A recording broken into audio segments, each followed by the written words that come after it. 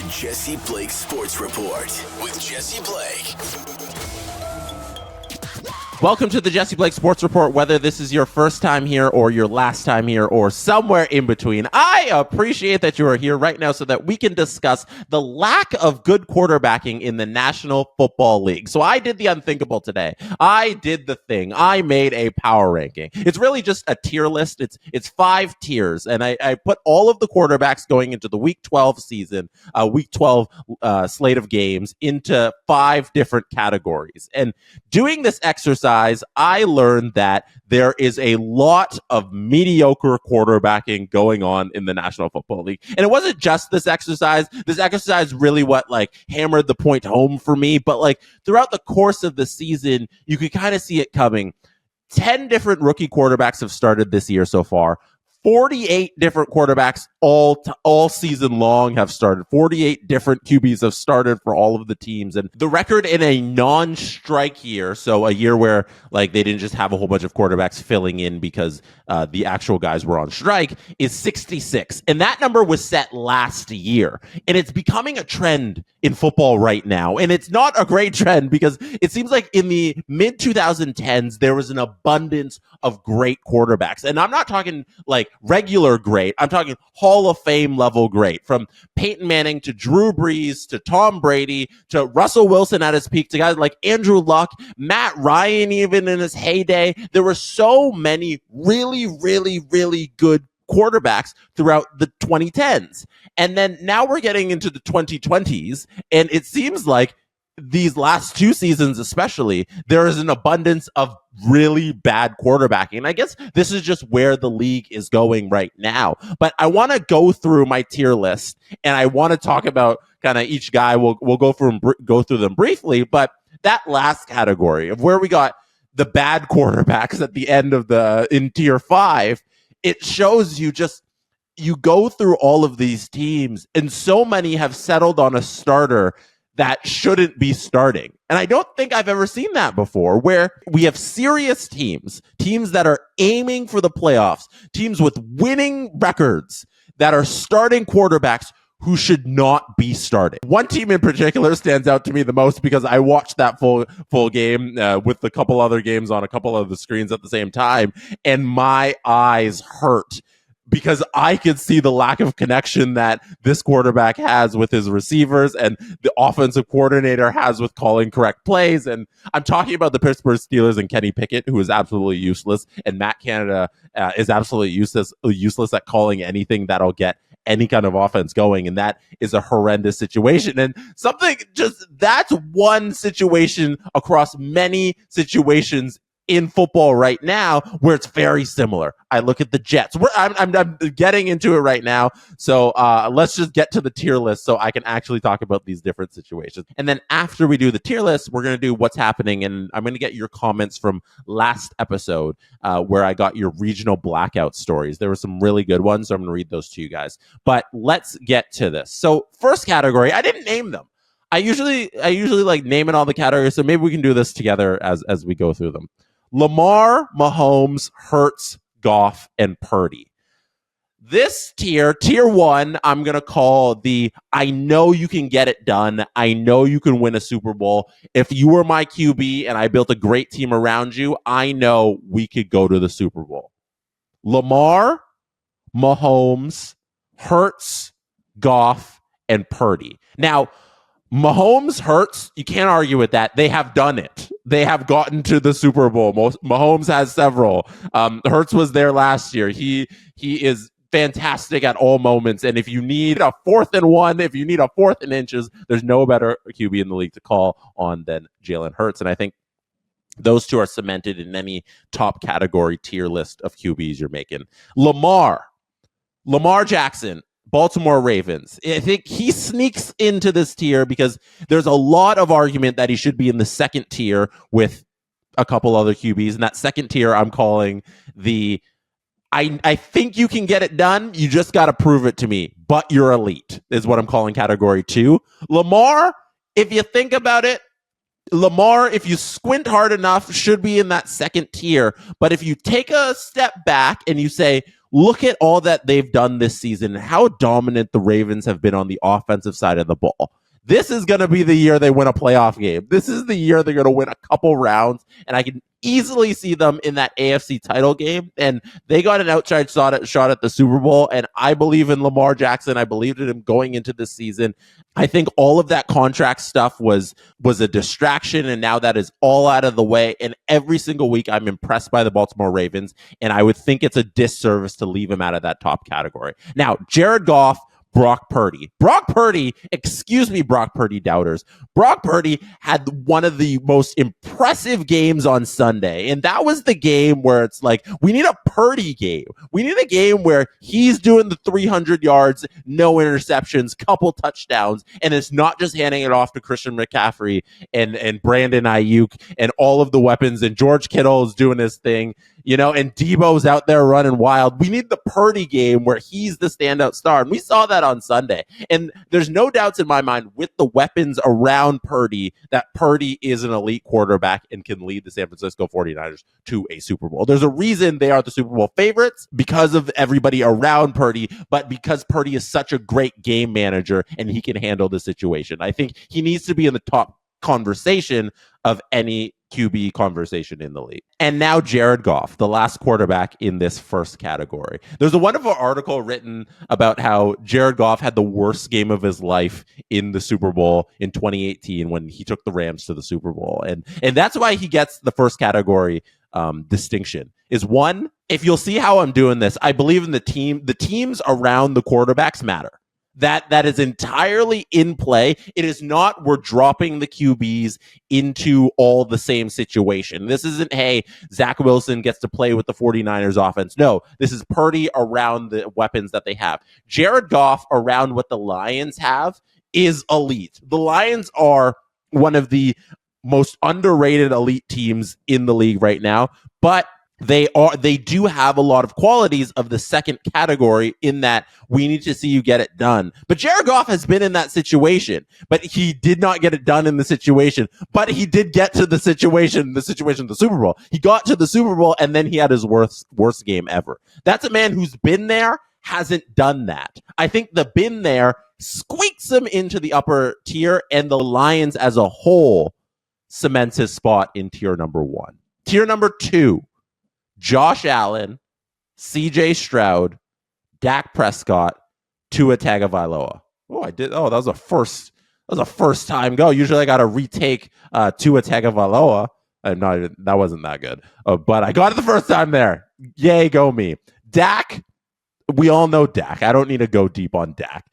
Dak can't get it done in the big games, but he's an elite quarterback who can handle a very good offense. I just want to see Dak have one good playoff game, and I haven't seen that ever. So that's why Dak gets tier 2 and not. He's a little better than the tier 3s. We'll get to the tier 3s, but Dak's been in playoff games before. He's just never done anything in them. Tua, very similar to Dak in that Tua's great. Tua can handle a good offense. The Dolphins, one of my favorite teams this year. Watching Tua cook is fantastic. Everything he does with Tyreek is great. We need to see in the playoffs. Tier number 2. Oh my gosh, Josh Allen and the Buffalo Bills. If they could just, first of all, injuries suck for the Bills on both sides of the ball. Really, like they've been hurt really hard with injuries, and that's really unfortunate for what looks like a pretty good team that's gonna hopefully squeak into a playoff spot. I think they will get there with the Steelers falling and Joe Burrow being out. I think they can sneak into the playoffs. But Josh Allen's decision making is the only thing that holds him back from being an elite quarterback. He's reckless. He is reckless with the ball in so many situations when he just needs to do the simple thing, and that's going to hold him back from ever being a truly elite quarterback who can win the Super Bowl any given year if he can't get that decision making together. And the play calling from the offensive side of the ball haven't been the greatest, and that's why they fired their offensive coordinator, obviously. And the defense has been hurt by so many injuries, but this is about the quarterbacks and Josh Allen. He's in that second category, and that, like, if I got Josh Allen, I can get to the playoffs. I know we're going to be a good competitive team if the weapons are around him. It's just like that next little step. Can Allen take it? And he's not quite there yet. Tier number 2. CJ Stroud, rookie, is the controversial pick for tier 2, but CJ Stroud in his last 3 games, at least 330 passing yards, and including the 470-yard passing game with the Buccaneers. He had 5 TDs in that Bucs game, 1 TD in the Bengals game, and then 2 passing TDs today against Arizona. He did have 3 interceptions and 1 really late bad one in the Cardinals game. But CJ Stroud so far this season has proven that he is a gamer, he is a winner, that he can handle a playoff football team. And it's so crazy that Stroud is doing this in a season where there are so many bad quarterbacks. And if I'm saying there are no good quarterbacks, CJ Stroud is the exception. He has come into this league and he has been elite. Everything I want out of the quarterbacks that I'm looking for, I'm like, hey, where are all the good quarterbacks? That's the whole thing here. CJ Stroud is an exception. CJ Stroud is a good quarterback, and he's on the cusp of a great quarterback so quickly into his career. He's got to be right up there with Dak. He's got to be right up there with Tua. I think if you pluck him into any of these elite offenses, he's making the playoffs with these teams. He could win a game or two. He's not quite there. I can't say he can get it done because he hasn't gotten it done. But if he gets it done, he can hop up into that elite category so quickly into his career. That's what I got in tier 2. Tier 3, Justin Herbert, Geno Smith, Trevor Lawrence, Josh Dobbs, Sam Howell, and Kyler Murray. Justin Herbert, Geno Smith, and Trevor Lawrence are kind of all the same in that you're going to plug one of them into your quarterback's position and you're going to be good. You're not necessarily going to be great. You're going to win games. You know you're going to be in them because you have somebody who is competent at their job. This is okay. Tier 3, you're competent. Yeah.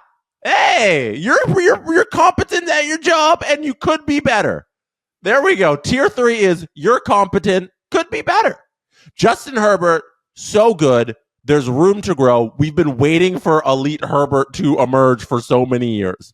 Geno Smith, really great. He's kind of reached his peak in that there's not really we're not expecting Geno to step up and eventually be this next thing. I think he is what he is at this point. But what Geno Smith is a really good quarterback who's out there giving it his all. And I feel like if Geno Smith is in a situation like San Francisco where he's with a team like that, they could be like a real contender. Trevor Lawrence, very similar to Geno Smith. Lots of room to grow. Very good right now. Very competent. Could be great. Sam Howell is shockingly competent. Sam Howell has been doing everything fine. I got no problems with Sam Howell's game. I don't think it's going up a level, but it's been very adequate. And Josh Dobbs, I have here as well. Josh Dobbs has proven that he can be average. He can get it done in even a tricky situation like coming over to Minnesota a couple days before and not knowing the playbook. He can get something done. And watching the game on Sunday night against the Denver Broncos, it wasn't the best Josh Dobbs game. A better quarterback might be able to win that game because what was wrong there was they were just unable to punch it in. But Josh Dobbs didn't have the weapons. You know, the Vikings are so hamstrung by injuries. And I feel like if Josh Dobbs is there for a little bit, he can be very competent and he can be a little better. You know, so that's that category. And I feel like that's fair for those 5 QBs. Now, the 4th tier is you are what you are. You can win a couple games, but you're not getting up there. You're not being great. You're not being elite. I'm unsure if you're competent most weeks. We don't know. That's Justin Fields, Derek Carr, Baker Mayfield, Matt Stafford, Russell Wilson, and Dorian Thompson-Robinson. Those 1, 2, 3, 4, 5, 6 guys are what they are at this point. They're going to win you a couple games. Like tonight, as I just mentioned, that Vikings-Broncos game, Russell Wilson looked good.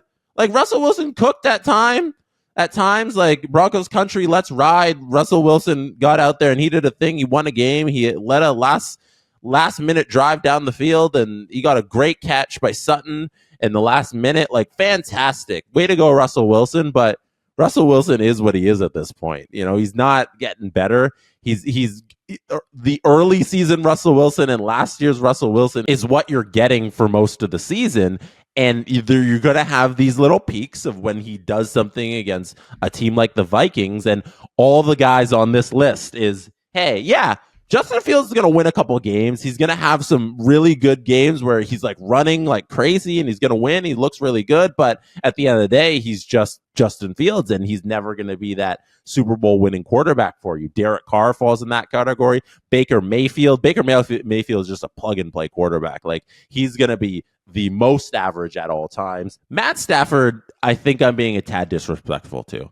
I think Matt Stafford should be in tier 3.5 in his own little tier, because I don't think he's amongst these quarterbacks in that they're not ever going to get it done. They are just mediocre and will have little spikes. But with the injuries he's had, the way his decision making has looked, his accuracy has been off, his EPA per play is really low amongst QBs, but he still has the elite talent. Like, Matt Stafford can still get it done if he's at his peak form. So I feel like now that I'm looking at the list and I have Matt Stafford amongst those other quarterbacks, I need to take him out of there. And it might even be a little low to have him at a 3.5 and below, like Herbert and Geno and those guys, because in any given week, I might take Matt Stafford over Geno Smith. Like, I don't think I'd take Matt Stafford over Herbert or Lawrence or who else I had there. But Josh Dobbs and Kyler, like, maybe let's bump up Matt Stafford. Matt Stafford is a tier 3 QB with Kyler and Howell and Dobbs and Lawrence and Smith.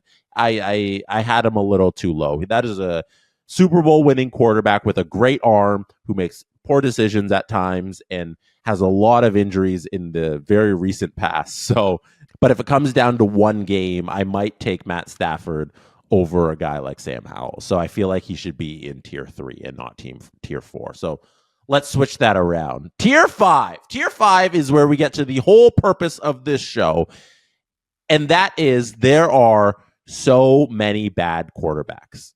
Tier 5, Aiden O'Connell, Bryce Young, Tommy DeVito, Mac Jones, Jordan Love, Kenny Pickett, Desmond Ridder / Taylor Heineke, Zach Wilson, Gardner Minshew, Will Levis, and Browning. I forget his first name, the guy who's filling in for Joe Burrow. Jake Browning.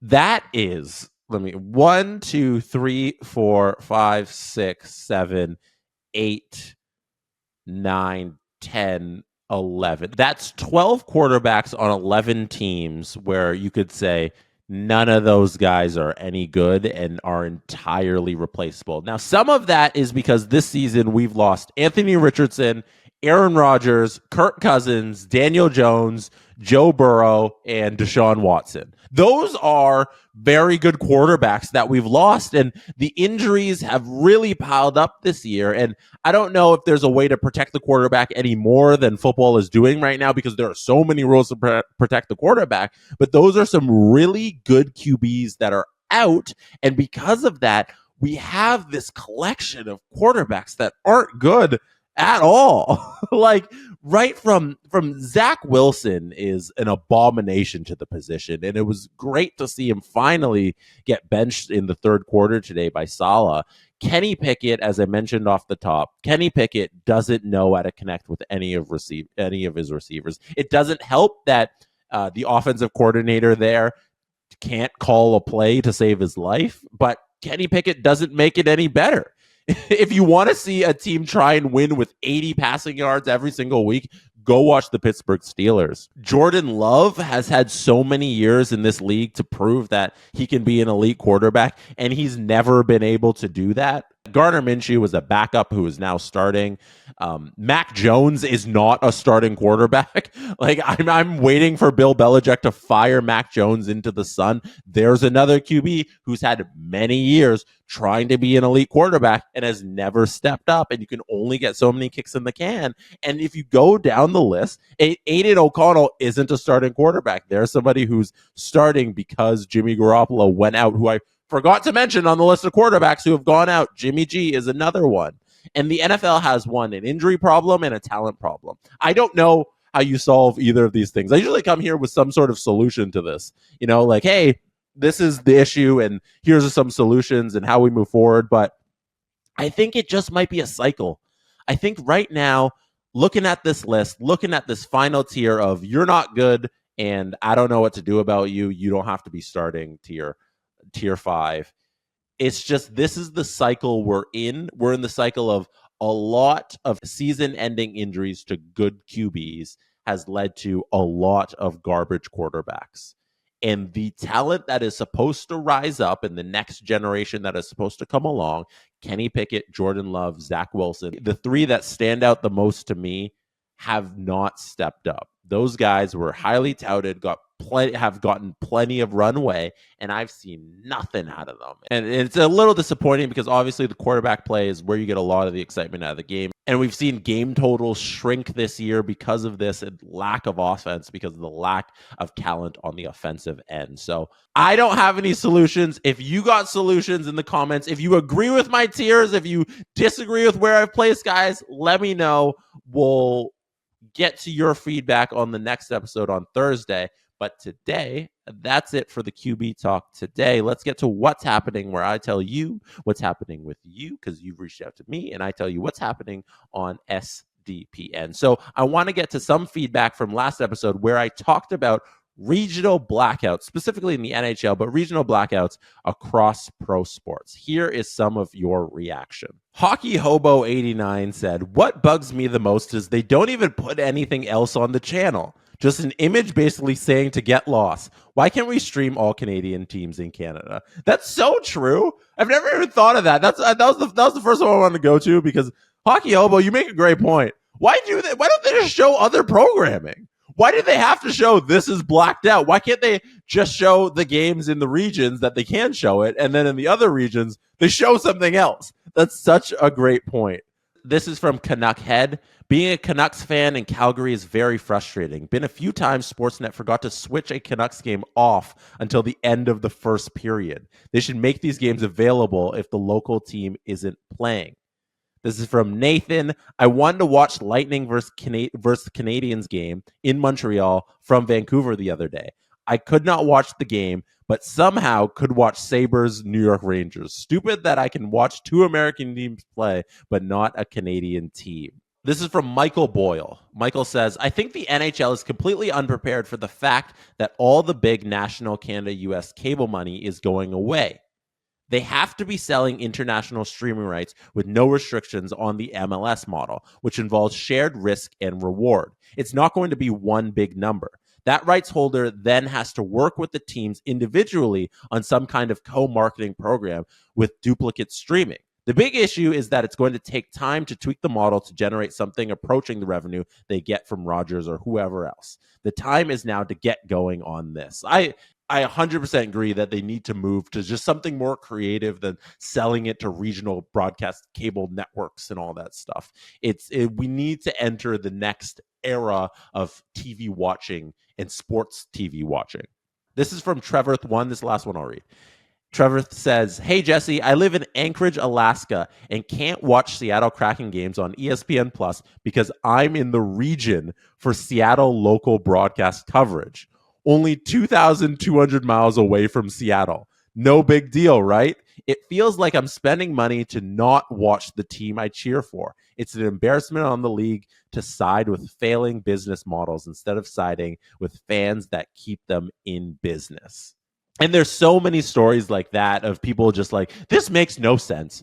Why is this the way it is? And then you get into all the legalese of why it is. And you're like, that's stupid. That shouldn't be that way. And hopefully that isn't like that forever and that one day it does change. So thank you for all your feedback on the regional blackouts episode of this pod. I appreciate it.